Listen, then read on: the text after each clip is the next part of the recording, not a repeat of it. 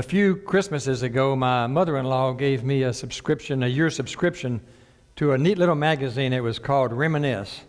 I don't know if any of you have heard of that or if it's still published. But it was a magazine that touched on things, concerned with things from the 1920s and 30s and 40s and 50s and 60s, but mainly things from the 40s and the 50s and the 60s. Things like photographs and articles and advertisements from that era of in the newspapers and the magazines, personal stories and recollections and reminiscences about those days, and even Sunday comics. Now, I don't know if you remember, but newspapers used to be really big. I mean, they're at least twice the size of the normal newspapers. And nowadays, the comic strips, if you look at them, they're all crammed together on this little small page, and they're hard to read. But back then, they were really big, and there was only 2 comic strips per big page, one above the fold and one below the fold. They were large. You could read them without a scanning electron microscope. Maybe you remember some of these, the Katzenjammer Kids, Dick Tracy, and his far-out two-way wrist radio. How far out was that? Now it's, old-fashioned. Blondie and Dagwood and the Dagwood Sandwich. The Little King, Bringing Up Father. Terry and the Pirates. And these are there's some of those. And before I lose all the younger crowd with this, let's move on. The point I want to make is that a lot of us grew up in the time frame of that magazine. The vast majority of Americans back then, those now over the age of 40, were exposed to church and to the Bible and to God and to Christianity. Now, sure, they may have had to been begged or threatened and finally dragged to church, but at least they were exposed to church and to God and to the Bible. It is something that because they were exposed to it, as they grew older and crises came up in their life, it was something that they could fall back on. It was at least vaguely familiar to them, and it was somehow very comforting. The music video is a good illustration of that, the prodigal son story. I will rise up and go back to my father's house. Most of us in that age group, when things come up and as we grow older and hopefully wiser, we return to our Father's house, to God's house, and to Him. But the sad fact is that today, the majority of Americans under the age of 40 do not have this basic exposure to the Bible or to Christianity or to God or the church.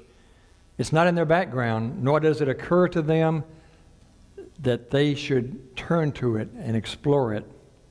As they grow older and face crises in their lives, they don't know where to turn.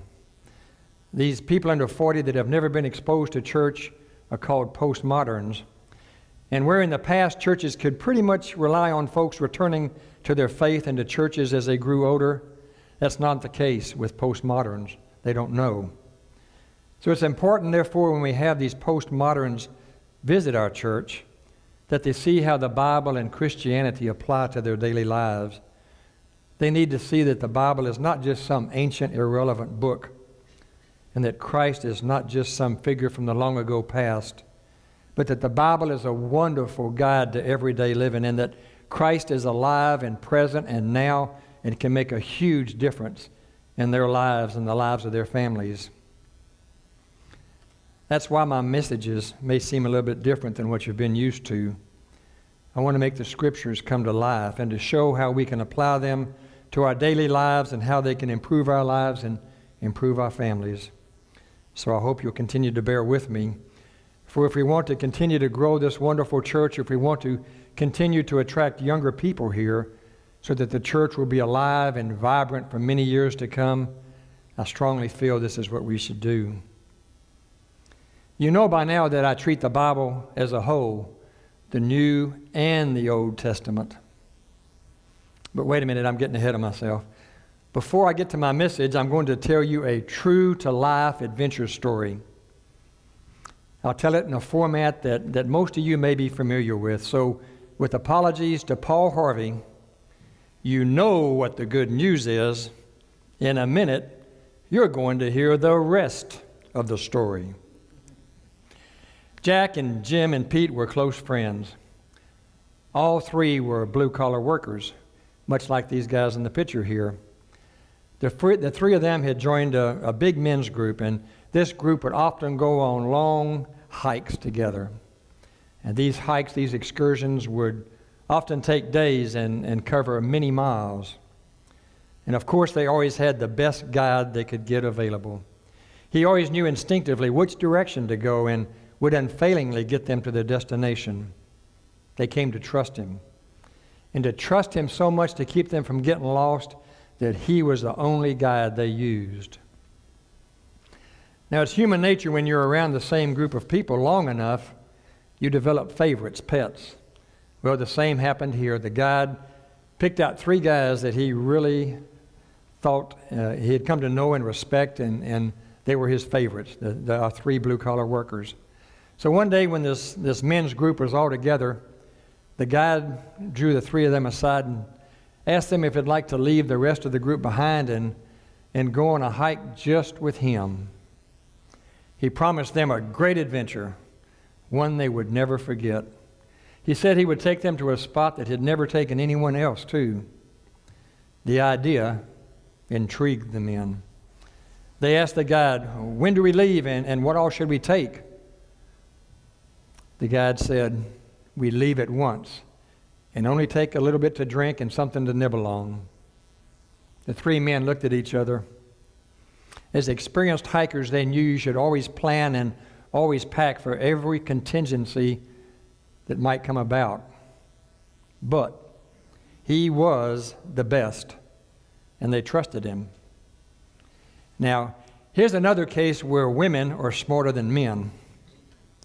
Faced with a difficult and potentially dangerous hike, one that you know nothing about, your average woman's going to say, "Yeah, right. Look, hon, you go on without me. I'll just sit here and rest or go shopping till you get back. Take some pictures or something."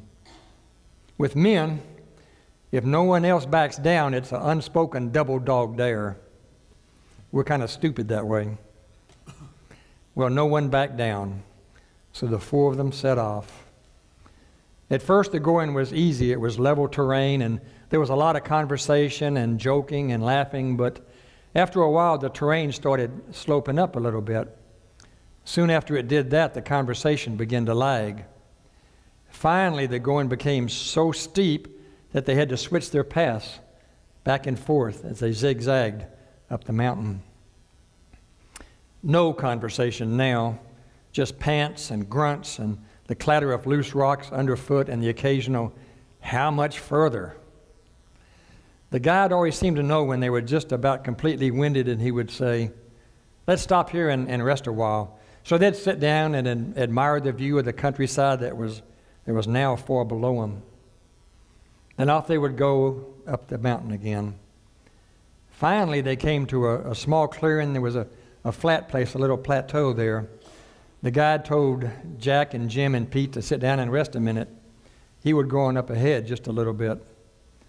After the three of them stared down the mountain for a while, they all got up and turned towards the clearing. They saw their guide standing there in the middle of the clearing, and he was looking up. There was something about him that looked different now. His appearance was changing right before their very eyes. Was it the interplay of the sun and the clouds and the brightness and the shade that was playing tricks on their eyes? What they saw next took their breath away. Their guide's face suddenly began to shine brightly. Then his hands, and then his feet, and finally even his clothes were glowing brightly, as bright as a bolt of lightning, as bright as if 100 Q-beam searchlights were shining on him. There are two problems with that. First of all, there was no place to plug in a Q-beam searchlight, and more importantly, they hadn't been invented yet. The guide's glow was so brilliant that it was hard to look at him, and while they were marveling at this sight, two strangers appeared seemingly out of nowhere. Now, you and I would have immediately thought UFOs and aliens. While they watched, the two strangers walked over to the guide and started talking to him. The guide looked over at the three and motioned for them to come on over and join him. Well, needless to say, this was not at the top of their to-do list, as frightened as they were. But after much hesitation, they walked unsteadily over to the group. The guide introduced everyone, and then, as if they needed something else to terrify them, a strange cloud appeared and rolled in over them. And from out of that dense fog, an unseen, thunderous voice spoke. A voice that terrified the three men so much that they fell down to the ground. When they dared look up again, when the guide nudged them, only the guide was there. What those three blue-collar workers witnessed that day on the mountain changed their lives forever. Because of their lives being changed, the lives of countless millions of people would be changed in the centuries that followed this encounter. This encounter gave those three men the conviction, the passion, and the reassurance in their faith that they would need to spread a new religion from a handful of people to the entire world. By now, you've probably guessed who our three blue-collar workers were. Pete was the Apostle Peter. Jack was the Apostle John. And Jim, the Apostle James. The two strangers that appeared were the prophets Moses and Elijah. The guide was Jesus, and the voice in the fog was God's voice. You know, it's fun to imagine how this encounter happened, and that's what I've done today, tried to fill in the blanks. But let's hear the biblical account of this event. It's recorded in the first three Gospels, but let's listen to Matthew's account. After 6 days, Jesus took with him Peter, James, and John, the brother of James. He led them up a high mountain by themselves. There he was transfigured before them. His face shone like the sun, and his clothes became as white as a light. Just then, there appeared before them Moses, Elijah, talking with Jesus. Peter said to Jesus, "Lord, it is good for us to be here. If you wish, I will put up 3 shelters, one for you, one for Moses, and one for Elijah." While he was still speaking, a bright cloud covered them, and a voice from the cloud said, "This is my Son, whom I love. With him I am well pleased. Listen to him." When the disciples heard this, they fell face down to the ground, terrified. But Jesus came and touched them. "Get up," he said. "Don't be afraid." When they looked up, they saw no one except Jesus. As they were coming down the mountain, Jesus instructed them, "Don't tell anyone what you have seen until the Son of Man has been raised from the dead." I'm sure most of you have heard this story probably many times. During Lent, it's frequently preached about.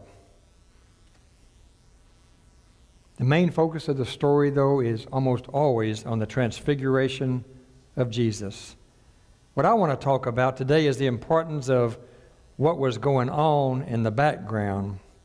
I'm speaking of the two figures that appeared with Christ and that are usually glossed over in this story of the transfiguration. You know, kind of, ho-hum, that was a nice touch. But their presence has vast implications. Earlier I mentioned how strongly I feel that the Bible should be viewed in its entirety. In today's world, there are those who would like the Bible to be just one testament, the New Testament. And the New Testament is wonderful, and we are a New Testament church. But the Bible is incomplete without both testaments. Some feel that the Old Testament is just a nice collection of stories and folk tales with no relevance to modern living. Plus, it emphasizes being responsible for your actions in much harsher language than the New Testament. And no one likes a finger pointed sharply at them. Some may feel that most of the characters in the Old Testament never existed, and that the miracles in the Old Testament were made up or were somehow caused by natural phenomena. Somehow they may believe in a God, but not a God that's powerful enough to do miracles. That's It's kind of an oxymoron, a God that's not very powerful. Moses was called the servant of God. He was a great prophet. He was the adopted son of Pharaoh, the king of Egypt. But he gave up that high position to lead his people, the Israelites, out of Egyptian slavery. Through Moses, God performed great miracles, witnessed by thousands. The 10 plagues of Egypt, the parting of the Red Sea, the gift of manna in the desert, and many other miracles. Elijah was also a great prophet of God, and through Elijah, God brought a dead person back to life. Through Elijah, a mighty rain came out of nowhere to end a horrible drought. Elijah did many other miracles, and his last was he parted the waters of the Jordan River when he crossed over just before he was taken up to God. These two were so special to God that he appeared to each one of them individually, and ironically, he appeared to both of them on mountains, just like God appeared in our story today. But where is the proof that they existed, or that they performed these miracles? That's the crux of today's message. So here is where, if you look deeper into the Transfiguration story, it will take on new meaning. The story provides a bridge between the two testaments. Now, I have to credit Jean, my wife, with pointing out this validation of the Old Testament to me. Two of the most famous figures from the Old Testament appear to Jesus and talk to him of his coming death and resurrection in Jerusalem. How can there be any doubt now that Moses and Elijah existed? Plus, there were 3 very reliable witnesses to this event. Jesus had to have introduced Peter and James and John to Moses and Elijah, else how would they have known who they were? I mean, this is 33 AD. There were no photographs, there were no sketches of Moses and Elijah, and Moses had died about 1,400 years before Jesus was born. Elijah about 700 years before Christ. The 3 apostles had no idea who these 2 strangers were until Jesus made it known to them. And remember that Jesus was incapable of lying. That would be breaking one of his Father's commandments. So the next time you read from the Old Testament, and there are truly many wonderful, exciting, and inspiring stories in it, think of this encounter and the validation it gives to what you're reading. I believe you'll read it in a new light. There's one more important point that you can gain from this story, and it's for anyone who has ever had doubts about the existence of heaven. Because Moses and Elijah appeared there with Jesus and Peter and John and James, can there be any doubt that heaven exists? As I said, Moses and Elijah died many centuries before Jesus was born. Yet, here they are, appearing to and talking with Christ and the 3 apostles. They weren't somewhere back in a long, forgotten, dusty grave somewhere. They were right there on the spot. They came from heaven as messengers of God for this encounter. What a faith shot in the arm that is. Heaven exists. One last thing. Jesus told the 3 not to tell anyone of their encounter until after his resurrection. Can you imagine that? They had just seen Jesus as he will appear at his second coming. They were with 2 of the greatest figures from the Old Testament, and they had heard the very voice of God, and they can't tell anyone. Could you keep that a secret if you were there? Now, I was going to say that's why Jesus didn't take any women with him on that day. But Jesus gave me the look when I mentioned that to her. The same look I see some of y'all giving me. So I won't mention it. Christ sharing the 2 prophets with the 3 apostles in this story, this prophet sharing, so to speak, forms a very real bridge between the Old Testament and the New Testament. There are truly 2 testaments we should read.